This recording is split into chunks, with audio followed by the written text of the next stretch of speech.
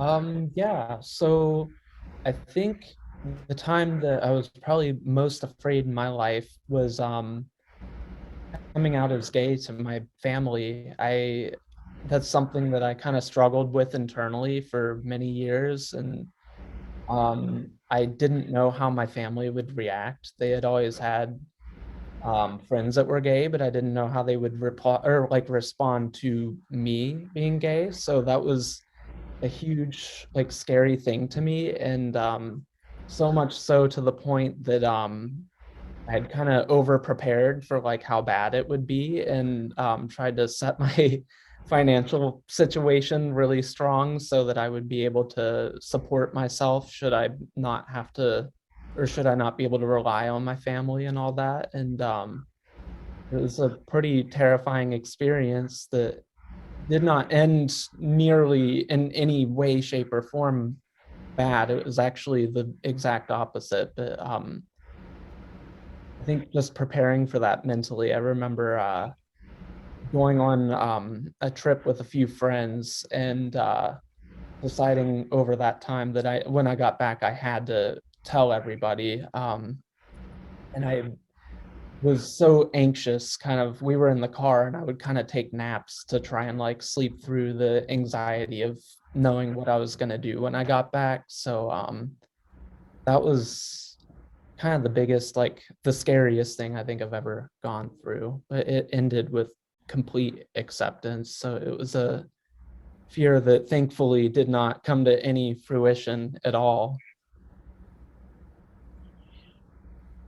That's that's a story, and I can see it in your eyes and the way you look around. That it really, just talking about it, made you remember a very frightening time when you, um, well, you were trying to come out to your parents that you were gay, and you had this worry, this deep worry of the consequences, of your revelation to them, that you prepared yourself financially, and um, maybe even, uh, I can't remember the word you used, but you prepared yourself for this, for thinking that you would not be welcome in the family, and that the stress really made you so exhausted that you slept, and you tried to accommodate some of those fearful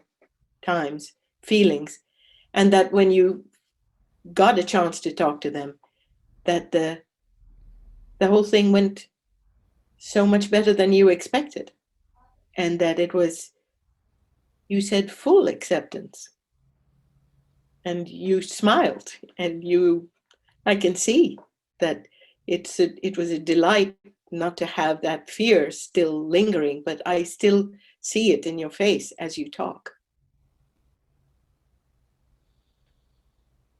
Thank you. Yeah, that was very accurate. Well, I've had many fearful moments in my life. I think they shaped me. It's so weird how fear shapes you. It shapes you almost more than the delights. I don't know. It, because they reoccur in this way.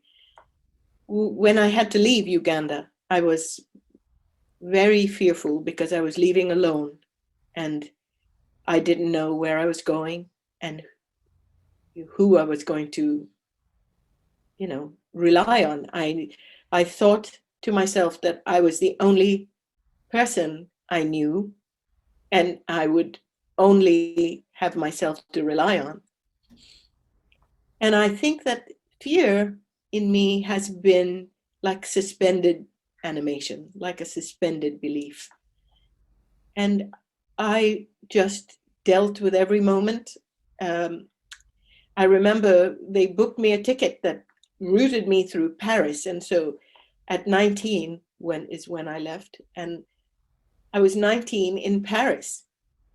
And I was like, uh, you know, growing up in Uganda, we didn't have escalators and some of these modern things. And I had traveled a little bit before, but not ever by myself. And reading where to go and how to get to the right. It was when I try to relive it, I realize how terrifying it must have been to that 19-year-old self.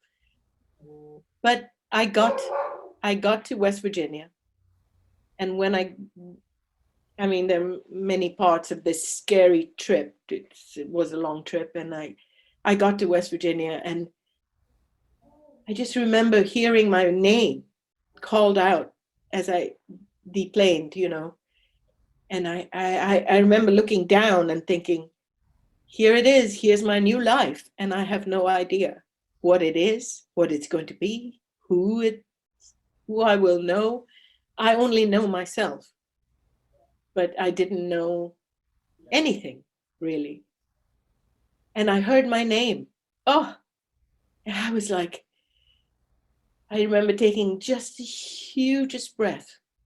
This family of the person who had helped me get to West Virginia was at the airport waiting for me, called my name. I just,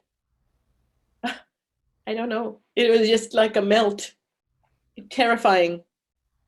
And they took me to the dorm, and I had to register the next day. So they just dropped me off. And I was in another state of suspended terror. I don't think I looked frightened because nobody tried to help me. I think people try to help people when they look frightened. But I don't think I looked that way because nobody helped me. And I didn't even know how to open a door because your doors are so different.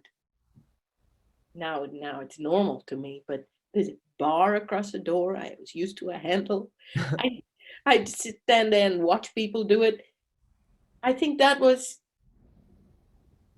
not the unknown of anything that would impress me or be a part of my life. The unknown was terrifying. But there were other moments in my life where I was terrified, you know. Or but I seem to react in the same way. I get quiet and I get observant. It's like a defense mechanism, a survival trick. You just quiet yourself and you watch what's going on and look, like at 9/11 and the death of Andrew and nowadays I just try to survive by observing.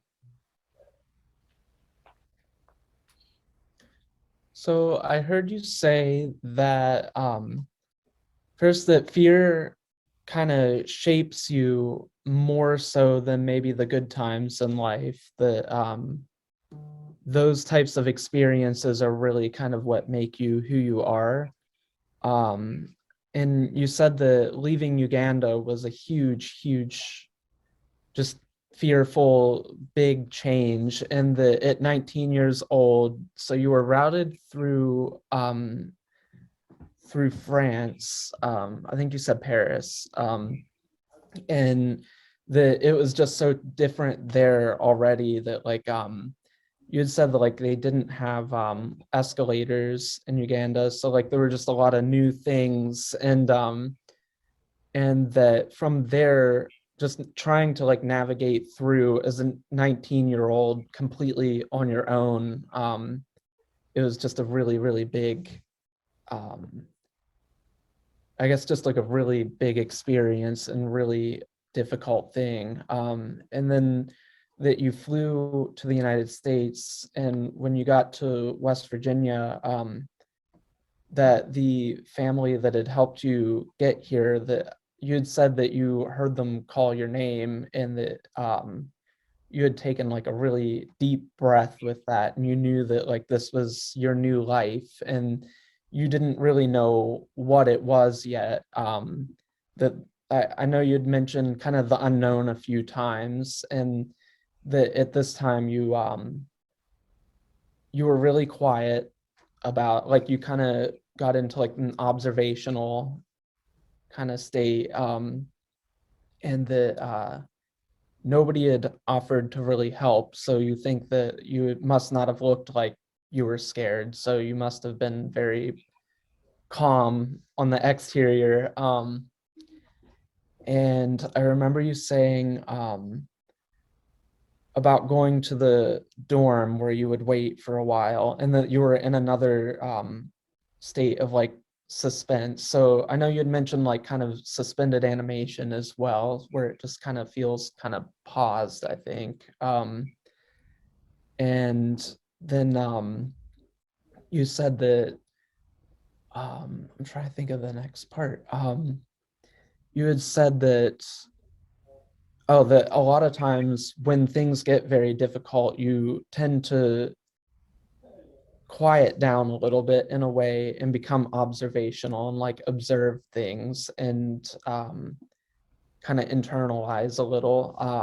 And you had mentioned like kind of during the events of 9/11, that was the case. And then when Andrew passed away as well. Yes, you're right. I think you captured that very well. Thank you.